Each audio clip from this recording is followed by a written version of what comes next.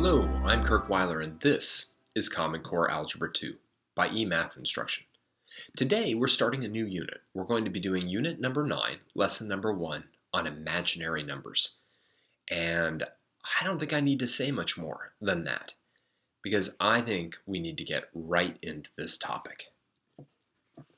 You have learned about a lot of different types of numbers in your life. Pretty much you started off learning about the whole numbers, 0, 1, 2, 3, 4. My daughter Evie, who's currently 7 and is going to be going into 2nd grade next year, she knows about all these types of numbers. She's even known about them probably since kindergarten, maybe even before. But it takes a little while, and eventually you get up to the integers, right? Those are the whole numbers, but they also include negatives, and they can be ordered, right? You can put them in order. After that, though, come the rational numbers. Those are ratios of integers, things like 1/2, 3/4, -4/5. They're the numbers that we oftentimes simplistically call fractions. Finally, there's numbers that you can't write as the ratio of two integers. Those are irrational numbers. We looked at those a little bit in Common Core Algebra 1. Numbers like pi, and we've seen the number e this year. Square roots of non-perfect squares, like the square root of 2. Those are irrational numbers. All of these are important numbers that you've learned about in the past. But at the end of the day, one thing is true about every single one of these numbers, and that's a simple fact. They are all real numbers. So what in the world is an imaginary number, right? An imaginary number is something that's totally different, is something totally, well, not real. So let's get into it right now. Okay, exercise number 1. On the axes below, a sketch of y equals x squared is shown. So this is just y equals x squared. No big deal. Okay. It says now consider the parabola whose equation is given by the function notation as f of x equals x squared plus 1. How is the graph of y equals x squared shifted to produce the graph of f of x? Pause the video right now and write this down really quickly. All right. Well, after all of our work, hopefully you know it's been shifted up 1 unit. Letter B says create a quick sketch of f of x on the axes below. Well, all right, great. If it was shifted up 1 unit, then it must look something like this, with that being a 1. Okay. Letter C, what can be said about the x-intercepts of the function y equals f of x? So this is my f of x. What can you say to me about the x-intercepts of this function? Write something down. Well, you'd probably say something like, they don't exist. Or, there aren't any.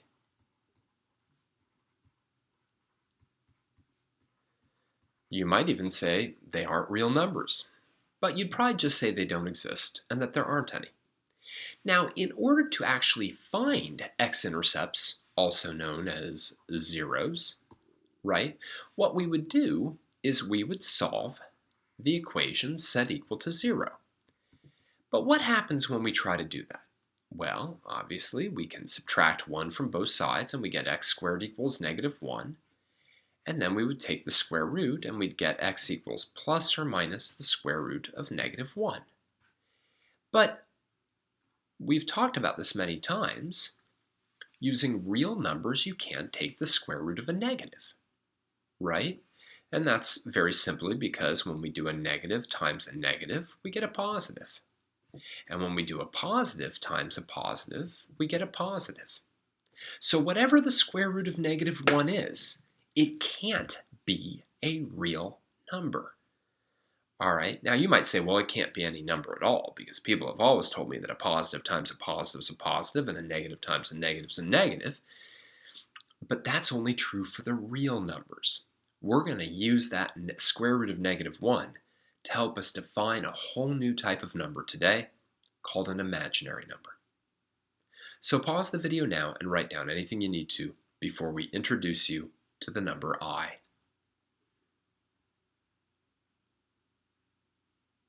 All right, wait, what did he say? The number I? I is not a number, it's a letter. Yeah, so was E. All right, all cleared out. Let's talk about the definition of I. The base of the imaginary number system, known as I, is defined as I equals the square root of -1. Okay? So the base of the real number system is the number 1. And 1 plus 1 gives you 2, 1 plus 1 plus 1 gives you 3, 1 divided by 2 gives you 1/2, etc. But 1 is the most important number in the real number system. I is the most important number in the imaginary number system. The imaginary number system. Now, I don't want you to get the wrong idea from the name imaginary, okay? It's a little bit of an unfortunate choice for the name of anything, because it makes you think like, well, this number only exists then, in fairy tales or something like that. But negative numbers seemed quite imaginary at one point, and imaginary numbers are used all over the place in engineering, especially electrical engineering and things having to do with electricity and magnetism. All right. So there is certainly an imaginary number I, but there's nothing imaginary about it. It exists and we use it all the time. Now, today we're going to see sort of some of the rules that I plays by, and let's play around with it now. All right. This, though, is the first non-real number you've ever seen. And again, it can't be real. It can't be real because you can't take the square root of a negative number with a real number. All right, so let's play around with it. The first thing that we can immediately do once we have this idea, once we know that I equals the square root of -1, is we can start simplifying square roots of negative numbers. See, up till now, if I gave you this problem, I'd want you to look at it and go, those don't exist. You can't do that. You can't take the square root of -9. You can't take the square root of -100. And yet, now we can with this new number. And specifically, we can break this up as the square root of 9 times the square root of -1.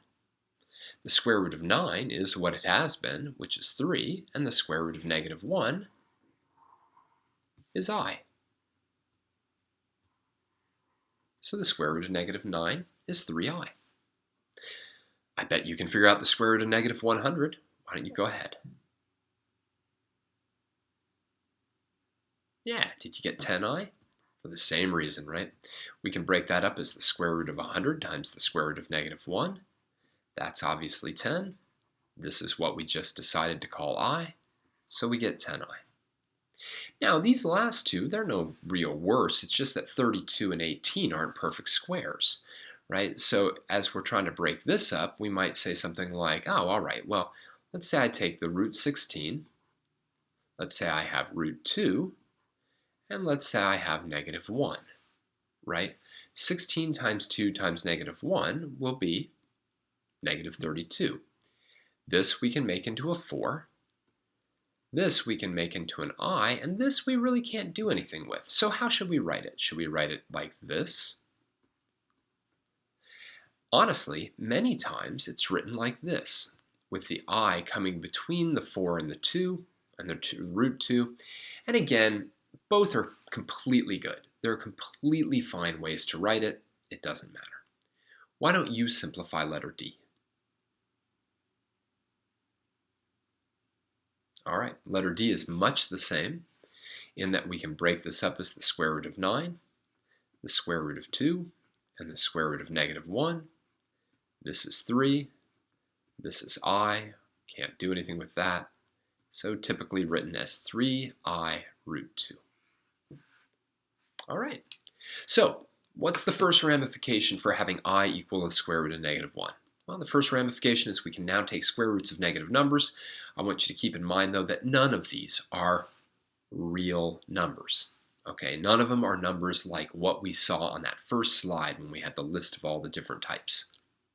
All right, pause the video now and write down anything you need to. Okay, I'm going to clear out the text. Let's keep going with this idea of I.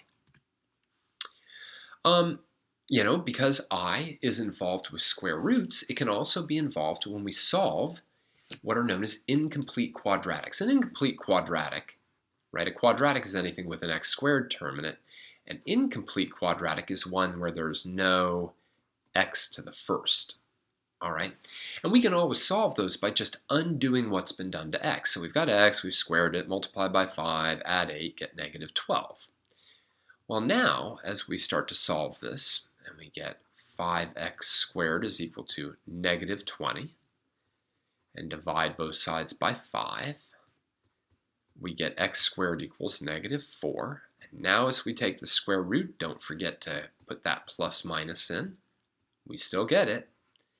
But we get plus minus the square root of negative 4, which we can now write as plus minus root 4 times root negative 1. So our answers here will be plus or minus 2i. All right, there it is. Why don't you go ahead and try to solve letter B and letter C?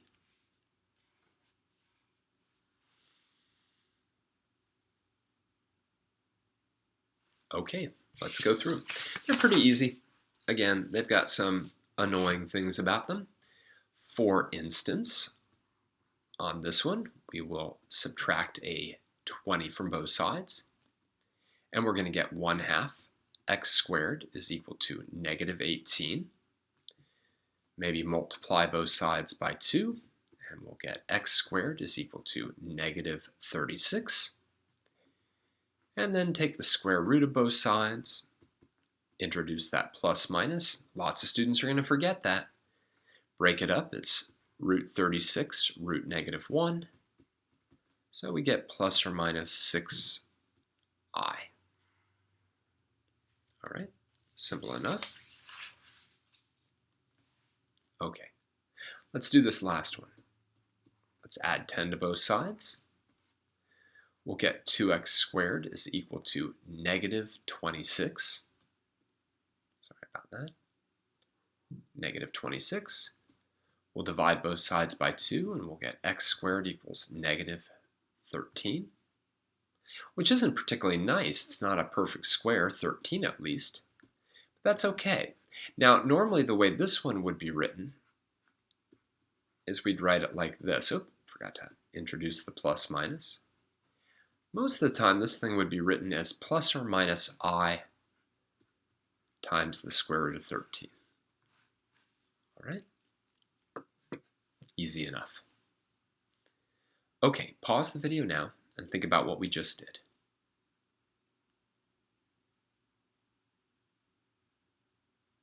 All right, I'm going to clear out the text. And let's keep going. Okay. Which of the following is equivalent to 5i times 6i? All right, well, this is simple enough.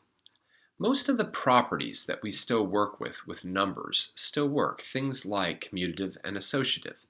So I can rearrange this as 5 times 6 times I times I. Now, obviously, we all know what 5 times 6 is. That's 30.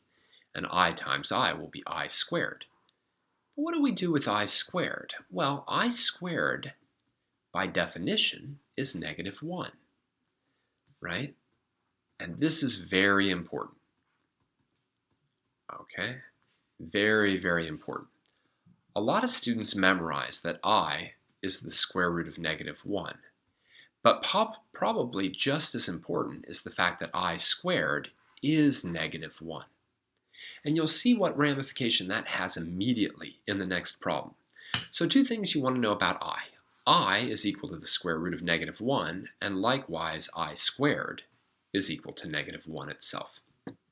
Okay, so be mindful of that. Pause the video now and write down anything you need to.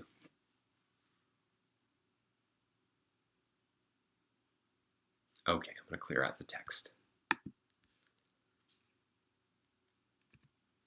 Okay, now one of the coolest things about I is that the powers of I show a remarkable, remarkable pattern.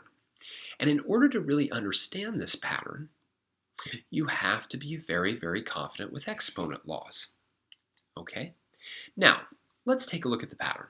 I to the first, is I to the second is negative 1. Okay, we just looked at those two things. Now what is I to the third? Well, I to the third can be thought of as I to the second times I to the first. Now just pause for a minute. Make sure you feel comfortable with that. Feel comfortable with that? That's just a simple definition. But I to the second is negative 1. And I to the first is just I. So I to the third can be written more simply as negative I. Now what's I to the fourth? Well, I to the fourth is I to the second times I to the second.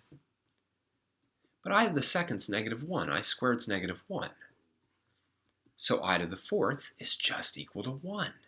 Isn't that cool? All right, well now what's I to the fifth? Well, watch what I'm going to exploit now. I to the fifth is I to the fourth times I to the first. Give me just a second. Oops, not that. I'm going to really make sure that looks like a 4, because 4 is very important here. How's that?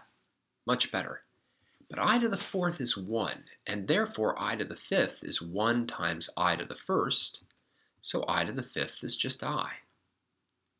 Now I to the sixth is I to the fourth times I to the second, but I to the fourth is 1, so I to the sixth is just I to the second, but that's negative 1. I to the seventh is I to the fourth times I to the third, but I to the fourth is just 1. So I to the seventh is I cubed, and I cubed is equal to negative I. And I to the eighth is I to the fourth times I to the fourth, which is negative 1 times negative 1, which is 1 again. Do you see the pattern? This thing's just going to keep repeating itself. If I now went to I to the ninth, it would be I to the 10th would be negative 1, I to the 11th would be negative I to the 12th would be 1. I to the 13th would be I to the 14th would be negative 1, etc.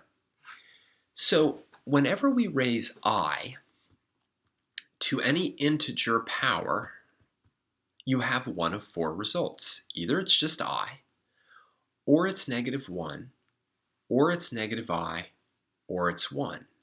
And the real key to all of this is knowing that I raised to any multiple of 4 will always be equal to 1. And then you can take it from there. All right? So we're going to exploit this pattern in the next problem. But pause the video now and write down anything you need to. Okay, I'm going to clear this out. And let's do some powers of I.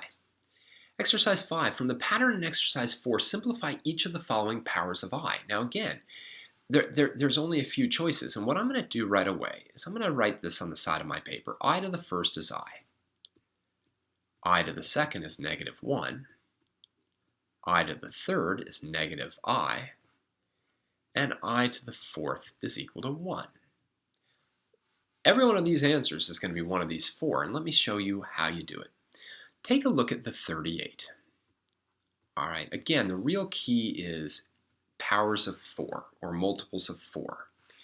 38 is equal to 36 plus 2. So I to the 38th is equal to I to the 36th times I to the second. Step back and think about that for a moment, okay? But I to the 36th would have to be 1, because 36 is a multiple of 4. I squared is negative 1. So I to the 38th is negative 1. Let's talk about I to the 21st, right? 21 is equal to 20 plus 1, where that is a multiple of 4. So I to the 21st is equal to I to the 20th times I to the 1st. But I to the 20th is equal to 1, and I to the 1st is just I. So I to the 21st is equal to I. Why don't you try to do it for letter C and letter D?